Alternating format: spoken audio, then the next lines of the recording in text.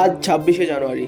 আপনারা তো সকলেই জানেন আজ আমাদের গর্বের প্রজাতন্ত্র দিবস। এই বিশেষ দিনটিকে ঘিরে সকাল সকাল আমরা সবাই স্কুলে পৌঁছে গিয়ে সবাই মিলে হাসি ঠাট্টা করতে করতে বেলুন ফোটাতে শুরু করলাম। আর সবচেয়ে মজার ব্যাপার হলো আমাদের হেড ম্যামও আমাদের সঙ্গে পাল্লা দিয়ে বেলুন দিয়ে স্কুলের বাইরের অংশটা সুন্দর করে সাজিয়ে তোলা হলো।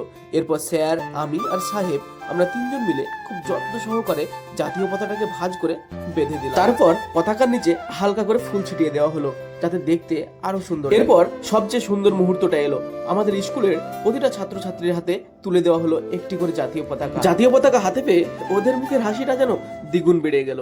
ওদের এই ছোট্ট ছোট্ট উৎফুল্ল মুহূর্তগুলোই আমাদের বারবার নতুন করে ভালোবাসতে শেখায়। 1950 সালের এই দিনেই ভারত একটি পূর্ণাঙ্গ প্রজাতন্ত্র দেশ হিসেবে আত্মপ্রকাশ করে। এই দিন থেকেই আমাদের দেশের সংবিধান কার্যকর হয়।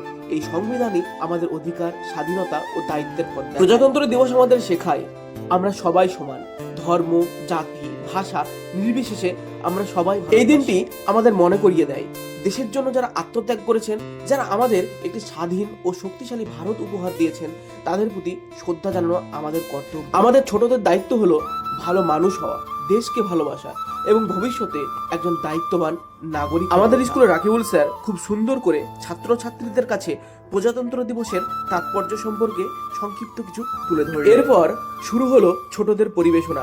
কেউ আবৃত্তি করলো কবিতা, কেউ নাচে নাচে প্রকাশ করলো ওদের আত্মবিশ্বাস আর ওদের নিষ্পাপ চেষ্টা। সব মিলিয়ে পরিবেশটা আরো প্রাণবন্ত হয়ে উঠল। সবশেষে আমাদের ছোট্ট ছোট্ট দুষ্টু মিষ্টি ছাত্রছাত্রীদের হাতে তুলে দিলাম চকলেট।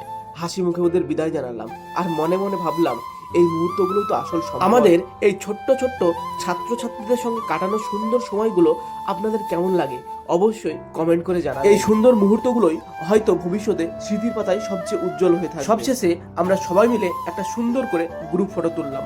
সবাই সুস্থ থাকবেন, ভালো থাকবেন। জয় হিন্দ।